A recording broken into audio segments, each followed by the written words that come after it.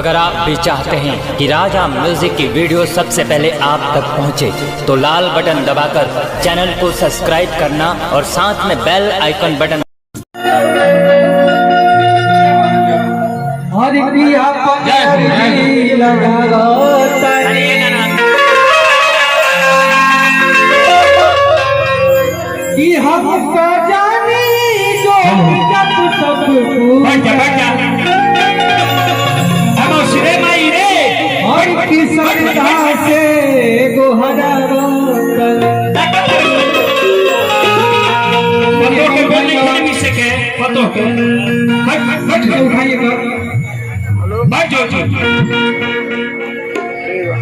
कहाँ जाता नहीं कहाँ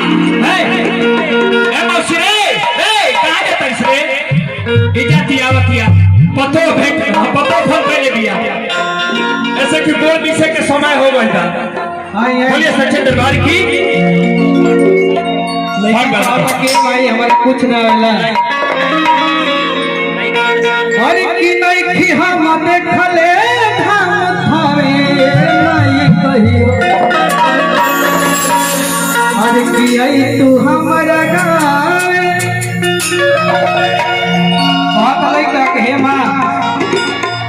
आज ले धाम हम नहीं की देखले लेकिन चाहते हम सब कुछ देख ले कैसे कहता आए उठ के अरे की नहीं की हम देखले धाम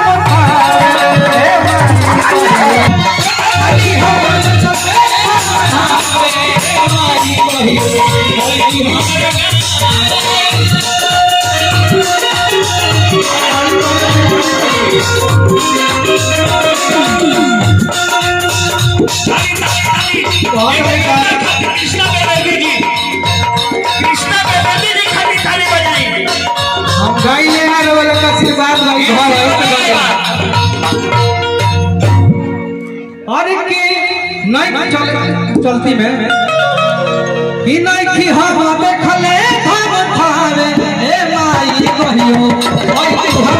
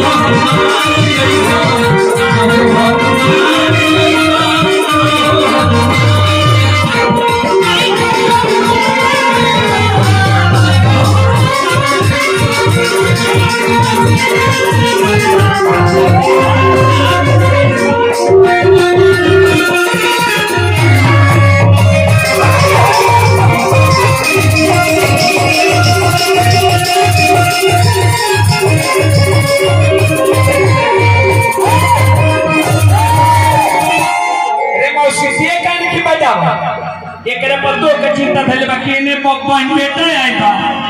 औने पतो सबर जाम त मारे लागी ताली बजाओ भगवान के दरबार में बारिश केहू ना बोली ताली बजाओ तो हां अरे की नहीं खिच छले खावे नहीं